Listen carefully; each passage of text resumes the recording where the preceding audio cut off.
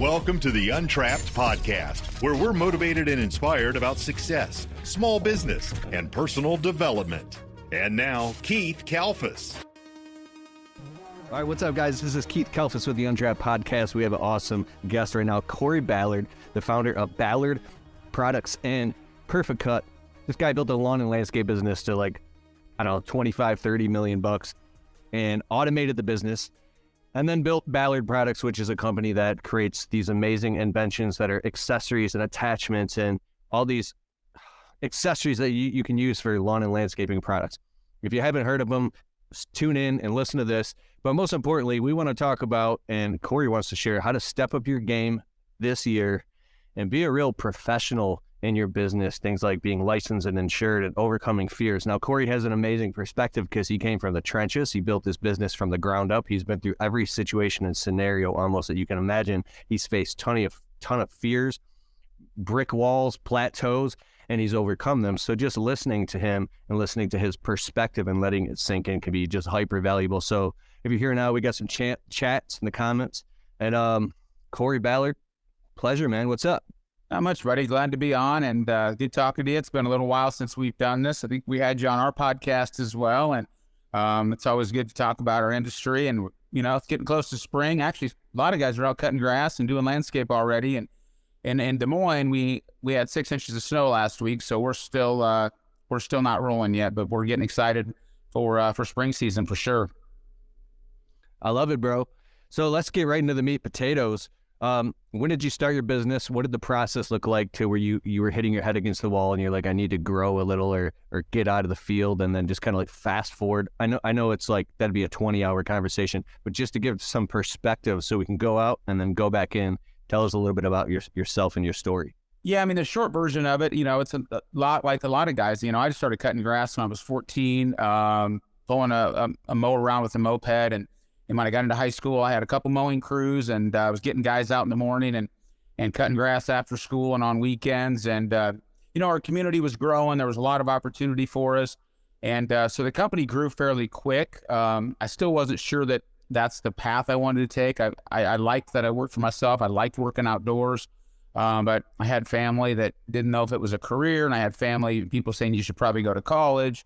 And so, it quickly grew, and I one of the things that I've done really well is I surrounded myself with some really good people right out of the gate, and it blew up. And but over the course of a lot of rapid growth, we certainly learned a lot and screwed a lot of things up. And even today at our size, we're still learning, we're still making changes, we're pivoting all the time on what's our business model, how do we take care of, how do we get the best people, how do we retain the best people, how do we become better leaders and managers. And so that's really a 30-year journey, though, that a lot of guys don't understand or don't see that it's taken us a long time to get there. And so, yeah, I've been doing this a long time, and man, I love our industry, and I love helping out anytime I can and talking about how to elevate other people.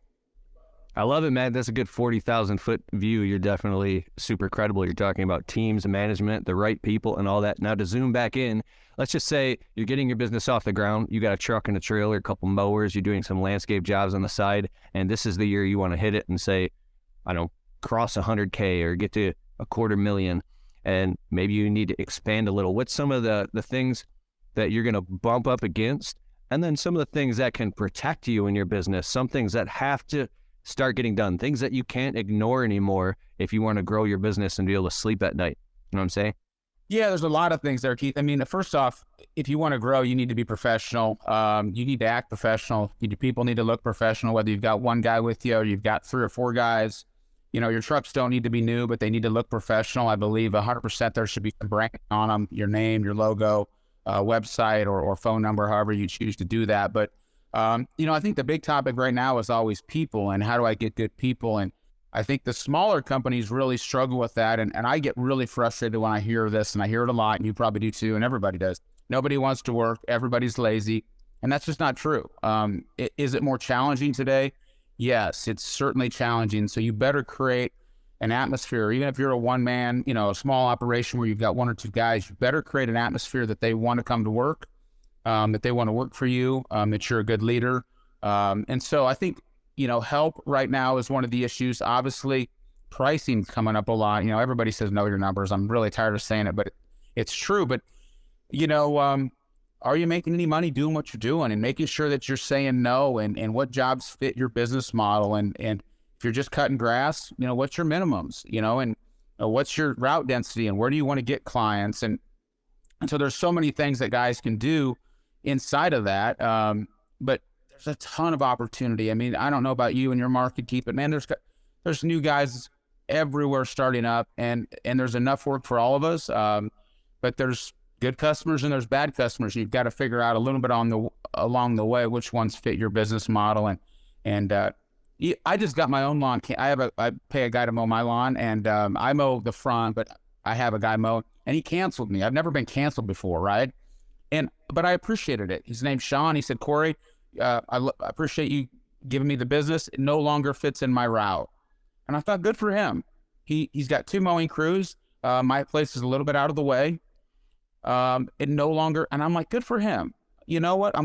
Instead of just like saying, shit, I'll go ahead and mow Kory's yard because I know he knows people and it makes sense. Because sometimes we fall in love with that. And now this is a long answer, but I used to love these accounts that were on the corner and our blue trucks would be there. We didn't make any money doing them, but I fell in love with the thought of seeing our blue trucks at the medical plaza or the fancy whatever it was. And so I think it's really important for guys to figure out exactly what accounts they want, how they're going to get them, and then how are you going to be reputable and do exactly what you say you're going to do. Oh, bro, you're hitting some stuff right there. It's like you're talking about certain things that you're just talking, but I'm relating, falling in love with the idea or the idealism that, oh, we got that corner account, that commercial account right on the main road where everybody sees it. And it's this feeling like, I was thinking about it just this morning that I was like, Jesus, the part of the times in my life where I was the most excited is really where I was just in a dream in my head and it felt amazing to me. And I was trying to quantify what percentage of that actually equals real results. Okay, well, what do you quantify results as? If it's just money, then you're kind of missing the mark, because sometimes just being happy, like what you said, there is an importance to that, and it's a building block of being happy, feeling proud of your business, knowing that you get these certain accounts. And then when I hired a bookkeeper and I started getting around guys like you and becoming obsessed with, if it doesn't make dollars, it doesn't make sense. If it doesn't make dollars, every counting, every penny, like becoming so shrewd to the point where I'm like brushing my teeth all pissed off. If it doesn't make dollars, like it got to this point where I was miserable and I hated my business and I'm raising the prices and losing my customers because everything had to equal like that. And it got me pissed off. So let's just say, I'm not trying to make this negative, but have you been through those type of cash flow purgatories where you were growing and then like maybe you took a huge pay cut because you hired more people and you started getting burned out? Like, what does that look like, and how do you transition through those phases from a smaller perspective? Yeah, I mean, I think every business kind of has these ebbs and flows, and you're going to find where there's certain sizes that you're, uber profitable, and then there's some side, as long as you know it going into it. But I remember when we were growing, and I don't want to get above anyone's head here and think, well, that doesn't relate to me, but at $3 million, we were crazy profitable. And at $5 million, we weren't. We needed a bigger facility. We needed another mechanic. We needed more production people. And so, but we knew it going in. So I think as long as you know that, okay, I'm going to have to hire some additional people. Maybe I need another facility or a bigger facility and my rent's going to be double, or maybe you're buying something. But we knew, okay, at $5 million, we're probably not going to be as profitable going in. We've got some additional fixed costs. We got some additional overhead. And so we had many ebbs and flows in there. And the thing where we really failed, and I hope guys don't do this today because it's crazy if they do, because there's so much information out there, but we didn't have adequate software in place. So we weren't billing on time, which means, guess what? We weren't collecting on time. So we're out there with fancy trucks, great accounts, great employees, and we got no cash. We got no freaking cash. And I remember every Tuesday we would meet with our team, and it was all it was 90 and 120 past due. And we're out doing work and we're not collecting. And part of it was we weren't invoicing on time. We weren't following up well. And so, yeah, man, there's been times when, and then before we changed our snow model, especially when we used to do snow per push and we'd just be sitting around praying for snow before we went to more of a seasonal model. But Yeah, man, Keith, there's been so many years where, and I've told this story many times, it's almost embarrassing, but when we did $10 million, we lost $150,000 that year. And I remember just being... If you are looking for the greatest software ever to run your business on, go to getjobber.com/Keith. You can create proposals, invoices, collect payments, and track your entire business directly on the Jobber smartphone app. If you want to get a totally free trial of Jobber right now, open your browser, type in getjobber.com/Keith, and after the trial, if you decide to sign up with Keith's link, you'll automatically get 20% off your first 6 months. So what are you waiting for? Go to getjobber.com/Keith. Like so depleted. Like, how do you do $10 million? I was young. I was maybe 29 or 28 years old, and I'm on top of the world. I got this ego and pride, and I'm like, we're doing 10 million. We lost $150,000. We were so sloppy. We had stuff insured we didn't own. We had cell phones bouncing around. We weren't collecting our cash. We were doing work for everybody for too cheap. We were price matching.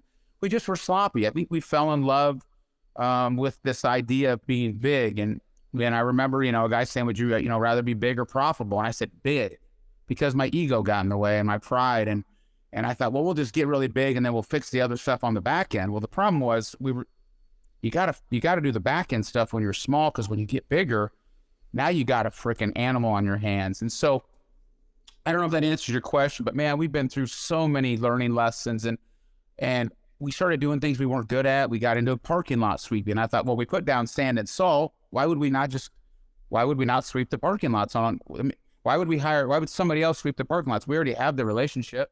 Yeah, so you're leaving money on the table. It's low-hanging fruit. Well, let me tell you why. Because we're not a freaking parking lot sweeping company. That's why. Because we don't know what we're doing. We were cleaning windows, and I know you don't use a lot, but our commercial clients were asking us to clean windows, and we're like, shit, this can't be that hard.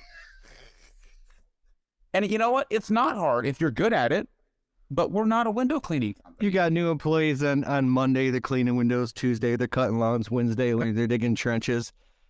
We didn't know. And so, I always tell guys, man, what are you good at? What are you most profitable at? What is your business model, and who are your ideal clients? And just write down on paper. This is who we want to be. This is the clients we want. This is the type of people I'll need to service them at their best. And then you go after them. And we got so spread out. We were in erosion control, and we were doing all kinds of crazy things. And so for us, it was a great lesson. I'm glad I learned it. And I hired a CFO, and he came in and told me, we basically said, hey, how much more money do you want to lose? And I said, I hired a chief financial officer to go through the business.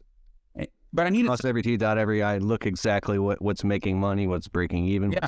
Okay. What I needed, Keith, is I needed somebody that wasn't emotionally attached to the business to tell me the truth. And I remember him telling me, you're going to lose $100,000 next month. And I said, you don't know that. He said, yeah, I do. I said, based on what? He said, based on the last 6 months. I said, oh.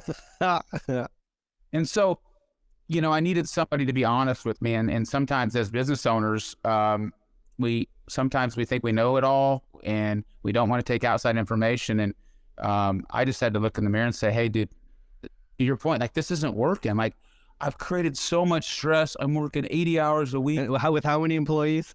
We were, at that point, we probably had 80 to 100. I mean, a lot. But when you don't have cash at that point, it's not like you need to throw in $5,000 to cover payroll.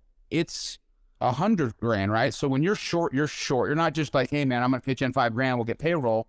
And I remember, our office manager saying, like, we're short, we can't make payroll. And we're running to the mailbox looking for checks. And we're like, there's not enough checks here today.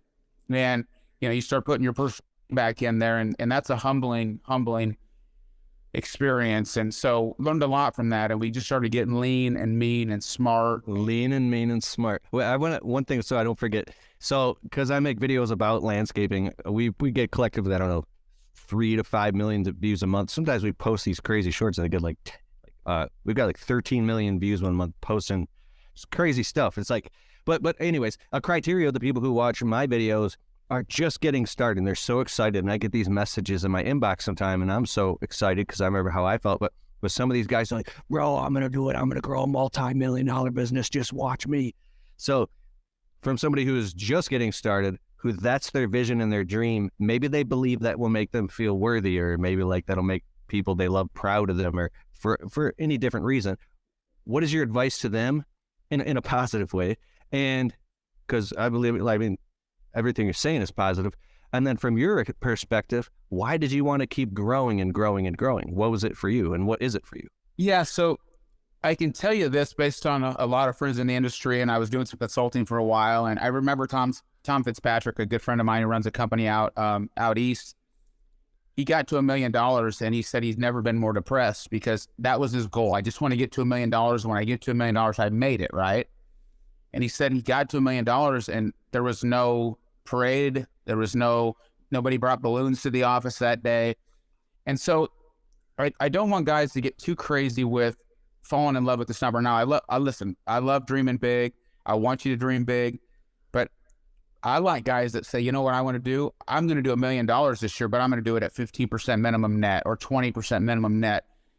Or I'm going to do 2 million, but our threshold, we're going to do it at a minimum net of 12%, whatever the number is, that talk about top line and bottom line together. Because when you just grow that top line, it feels good. You're right. And you impress your friends and your parents and the people that said you could never do it. And I think that's what drove me a lot. And when I look back, I had a chip on my shoulder, and I just wanted to prove to everybody that I could do it. And I did it for the wrong reason. And so when you ask me, why did I keep growing? A lot of it was ego, and it was for the wrong reasons. And luckily I had great people around me, and we made it through some of those really tough years, that 08, 09, when the recession hit. But some of that was the best things I ever learned. I mean, it taught us a lot about business, and it really opened my eyes. But I love that guys are excited, and I wanted to be excited. And I talk to guys all the time, like, if I get to $1 million, it's good. My life's, everything's going to be solved. And that's not true, because you can do $1 million in net zero. And now you've got all the headaches, a lot of liability, a lot of stress, and no cash. And you're not home. Let's say you're married, you got kids, you're not with your wife, you're not present with your children. So you've got to find this balance. And we've been talking to a lot of guys on our podcast, and a lot of guys are downsizing, but more profitable. My buddy Leroy, who's on the Green Grind, the Green Grind podcast, that's your podcast, the Green Grind podcast. Everybody check out our keyboard. Now he's growing a little bit, but he downsized a little bit last year and profited like 25 or 28% net. And he's like, Kory, we did less top line. I made more money than we've ever made. I had less stress. He's like, I'm just sticking to what I'm really good at. Why? And is that him just doing sales and marketing, or is he actually in the field, or what's going on? He's not in the field, but he was in the field a little bit this year. A couple times I called him. He's like, dude, I'm out on a lawnmower. I'm like, what do you mean? He's like, I'm short people. I got to go cut grass. And then he was running one of his turf applicating machines. I'm like, what are you doing? He goes, spreading fertilizer. I go, what for? He goes, a guy didn't show up, And so he's like, I got what I got to do. But I love that. I love when people are talking about how they can be profitable today. Because, man, this is tough work. I don't have to tell you. It's hard work. You've got equipment. You've got people. You got the weather. You've got all the inflation going on and fuel. If you're going to go out and do this and not be profitable, man, just go fishing or just go to why? You don't want some good ass whoopings? You don't have to learn some good life lessons? Yeah, it's tough. And so, I love that a lot of guys are ambitious. There's so many guys kicking ass in our industry right now, young kids. I'm following some guys that are 18, 19 years old, and they're just kicking ass. There's a guy in our community that's like, that's 20. I think he's doing 3 million. That's awesome. Killing it. Let me say this. He's doing 3 million. I don't know what he's net. It looks really sexy on the outside.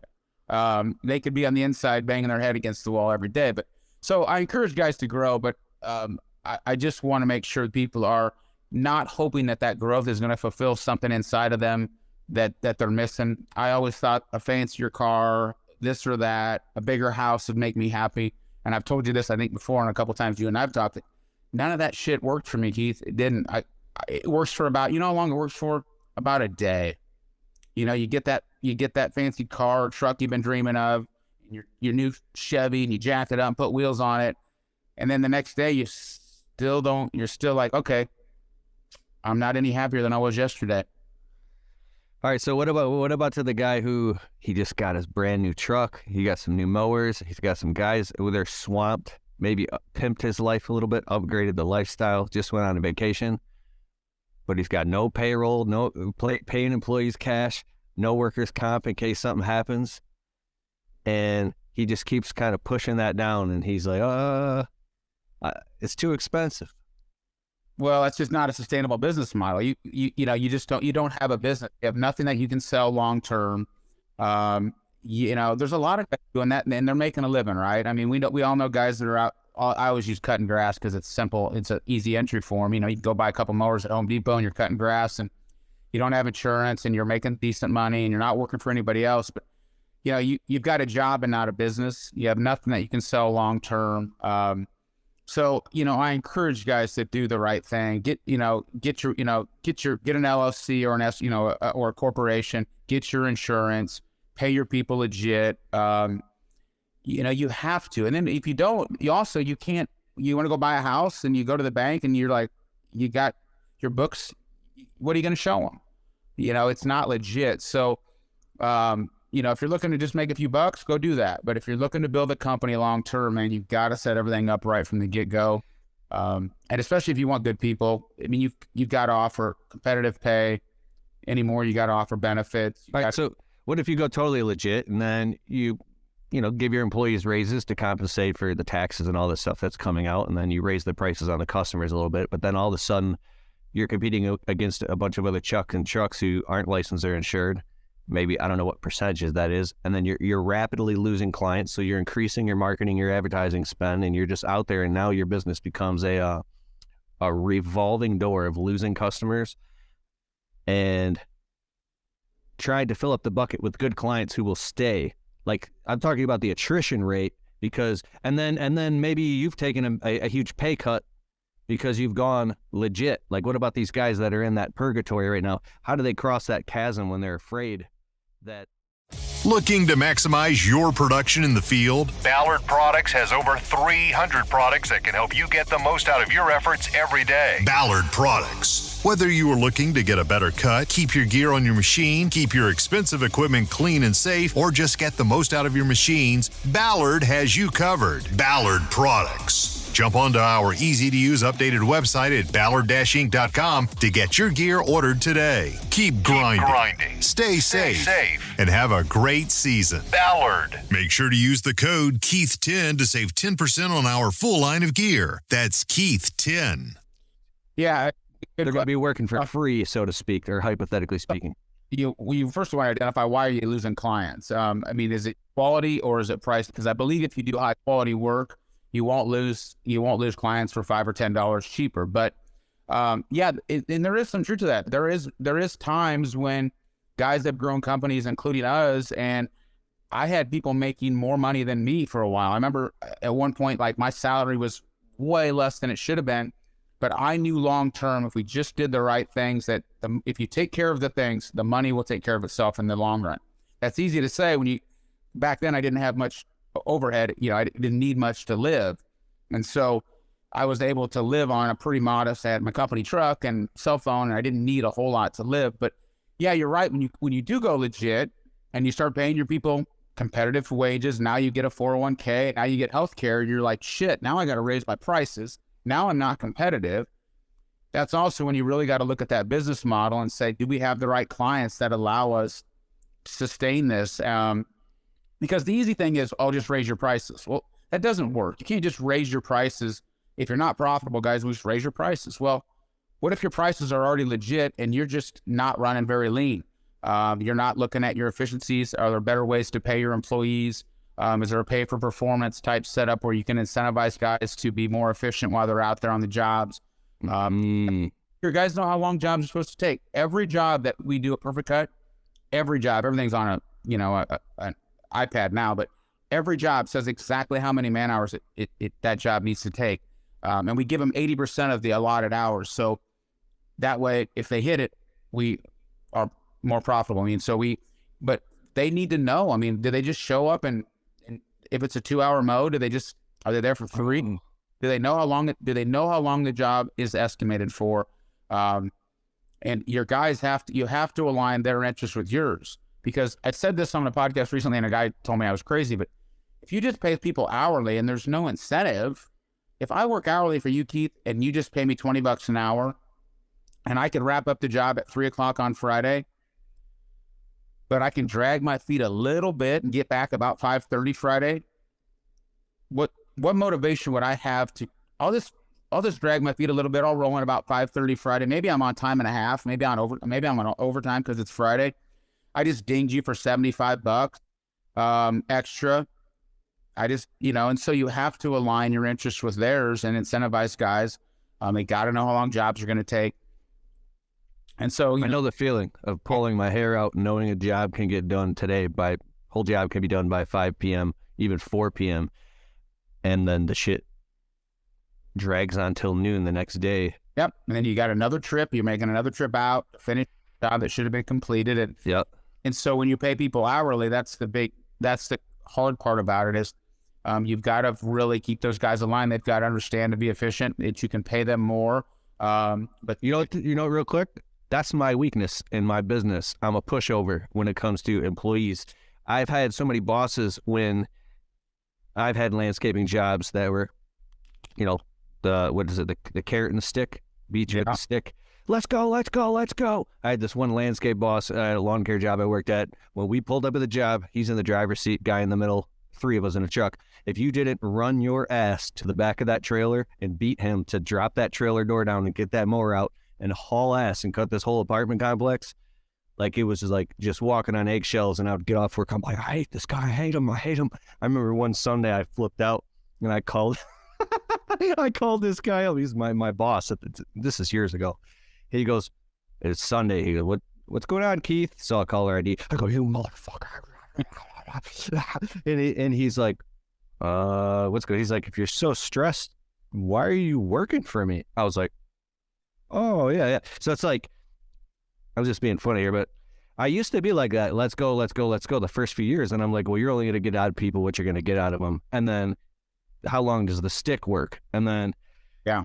So how do you like, without getting too deep, how do you incentivize? We got about 8 minutes here. We're going to jump off, but what is the good? Because I do payroll and I do bonuses on jobs. Like if we do a job that's $8,000, $12,000 or something, I won't take on the job unless I can work in a $300 to $500 bonus for each of the guys, and I'll let them know, like separately, hey, I worked in we can get this job done by Friday. It's literally, I'll give you a $500 bonus. If it takes till Monday, it could be a $400 bonus, like so on and so forth. And that they'll actually get that shit done when they're getting bonuses. But how do you work in some type of value proposition for them? Yeah, it's incentivized. It's certainly tough at our size now because we've tried all kinds of different bonus programs, and the devil's advocate is that will they just cut corners to get the job done quicker, right? So that's always the challenge is if you incentivize guys to go faster, guess what? Now you could risk your quality. And so it's always that fine line of trying to get them to be efficient, give them the right tools. But I think to your point, though, it's communication. Hey, guys, we've got this project. We really need to wrap it up Friday. If we could do that, we've got some bonus in here. It's as a small company, it's nice to be able to show those guys exactly. There's software out there now, which is Mike Andes has got one, which is called P for P. There's several others out there that show those guys. And when you start incentivizing guys and letting them see that the more efficient they are, that the more they can make, it's amazing how much more you'll get done. Because to my point, if I'm just hourly, why would I kill myself? I actually make less money to bust my ass out. It's counterintuitive. It doesn't make any sense. So you want me to work my ass off to get done at 3, and I bring home less money to my family? Wait, you just gave me an epiphany, bro. So instead of emotionally, like me being upset because the guys aren't, I'm like, oh, I'm a pushover. Why am I letting me go through all this emotional crap in the business? You just install, I'm making it sound easy, but the epiphany is you install structure, frameworks, systems, incentivize things. They're written, they're expressed in the form. They can read it, you verbally tell them, and it's off your hands. There is no emotion. Get it done by this time, and it's right. If you cut corners, you got to go back and fix. Don't cut corners because you're like, it's just a very cut and dry thing, right? Absolutely. And in the software now that's out there, there's several of them that it shows the guys exactly how many hours they have, and it shows them if they need to get X dollars. And so it takes it takes it off your plate. There's no emotion. There's no arguing about it. It is what it is. And so I think it's just very, very important to be clear and upfront about it. And I know it doesn't take rocket science, especially for the small guys. If you're doing landscape design or install or mowing, it's just very simple. But it's got to be a win-win for the company and the employees. So if we've got 50 hours of mowing to do and we can complete it in 40, I'm gonna give you 5 hours of pay extra. The company wins 5 hours, the employee wins 5 hours. Everybody wins. If there's callbacks, and we usually have to do it a week, you have to pay bonuses usually a week in arrear, because if there's callbacks, then those get deducted. And so nobody likes callbacks. So kind of important, I hate to say it, but to post those on a board where you've got, crew 1, 2, 3, and crew 3 had 3 red cards, and that means they had 3 callbacks last week. Nobody wants to see that. And pretty soon the guys will start going, shit, I don't want to see my name on that board with a red card. It means I got to go back. Now, as the owner, you have to make a decision on, was it poor quality, or was it just, maybe it was a customer situation. Maybe we got out there and it was a little bit wet and we knew there was going to be maybe some grass marks on the concrete, whatever. And it's like, it's a callback, but we sent them out when it was wet and kind of part of the deal. And so you got to make some exceptions as an owner, but you've got to, the number one thing you can do is you've got to be an ambassador for your company. You got to be a leader, and you've got to communicate. We have tailgate talks every morning. We talk to our guys about what's on, about being safe, about efficiency. Everything, safety glasses, all the things. How do we document all those meetings? Yeah, absolutely. And how do we load properly and unload properly so nobody gets hurt? So you're like a legit corporation, and you've done your due diligence and you file it away. So therefore, if anything happens, like, hey, we did our due diligence, right? We had safety meetings and all good. And proper training, constantly having proper training with the guys, and not only showing them how we do things, but why do we do it that way? People they train and they just say, this is why we do it. But you show them how, you show them how, but you got to tell them why we do it this way, because it's the safest way. It's the fastest way. It's the best for the customer's property. It's safe for whatever. And so there's more than just showing guys how to do things. You have to take the time to train people. And I think so many of us, including us in the beginning, guy walks in, we throw him a blue t-shirt and he's on a truck the next day. And then we're like, well, he's not very good. Well, no shit, he's not very good. We didn't train him. We didn't tell him who we are, what we stand for, what our customer values are, what our core values are. What type of work do we do, and why do we do it that way? And you've got to sell people you've got to sell them on your story. And who are you as a company? That doesn't mean you have to be 100 employees or 150. If you got 2 guys, they better know who you are, what you stand for, and that you're going to take care of them, and what opportunities. People aren't going to stay at a company where there's no opportunity for them. I'm just telling you, they're going to go work. There's so many opportunities and jobs out there that you don't offer it to them, they're going to go work for the big guy, and he's going to take care of them. Jill's office provides friendly, professional receptionists for small business owners just like you. We can help answer your calls, and we can even schedule estimates and jobs for you. Try Jill's office today and get a $25 discount when you say Untrapped. Just go to jillsoffice.com. I love it, bro. That was good. Hey, your podcast is the Green Grind podcast, right? Sure. It's on all platforms. Yeah, every Tuesday we drop a new episode, and we try to get great guests on there. This year we're really working on bringing guys in that are 3-5 million plus, and I'm only doing that because last year we had a lot of small guys on. I really want guys to learn, like, what did it take to get to 3 million? What did they have to do as owners and managers, and what did they have to change internally to lead 20 guys instead of 5 guys? And wait, what did they have to change internally? Head into their heart and inside their business. I think they have to be honest with, what are you good at? What are you best at? Are you the best sales guy at your company? Then you should do sales. Are you the best guy at operations? If you're terrible in the office or terrible at book, hire somebody and get back out. If you're the best sales guy, go sell. If you're the best operations guy, run operations, then hire a sales guy. And so I think as owners, we like to think we know it all and we can wear all the hats, and you can do that, but you're not going to grow. You have to be really honest with yourself. And then sometimes I'm old school. I write down, what am I good at? What things do I suck at? And what do I need help with? And who in my company, if anybody, can help me with these tasks? And if not, I need to hire somebody, and they need to have this skill set, because I know that we've got a void right here, and we can't grow, without filling this gap. And so I know what I'm good at, and I have to be really honest about it. And I stay in my lane, man. I just try to do the things that I'm best at, and I try to hire great people around me to do the things that I'm not good at. Man. All right, let's end there. Okay. That's good. That's good. Because as you talk, you bring up things. I'm like, I want to go for another 20 minutes, bro. Yeah. Well, I appreciate you having me on. It's always fun. We could go for hours for sure. Oh, bro. All right. Kory Ballard, Ballard Products, ballard-inc.com. And hey, I love your Instagram videos. I'll be scrolling through Instagram, and then all of a sudden I see Kory on a mower. Muscles popping, bro. What's up? I'm Kory from Ballard Products, blah, blah, blah. And you just talk about some new, I don't even know how you invent all that stuff, but that stuff's amazing. Everybody watching and listening on the Untrapped podcast as well, check out Ballard Products. Genius, bro. I love your stuff, man. Well, I appreciate it. Thanks for having me on, Keith. We will certainly catch up soon, buddy.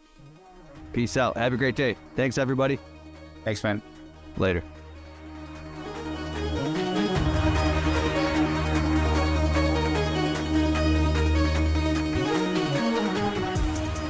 Hey, I hope you liked the show.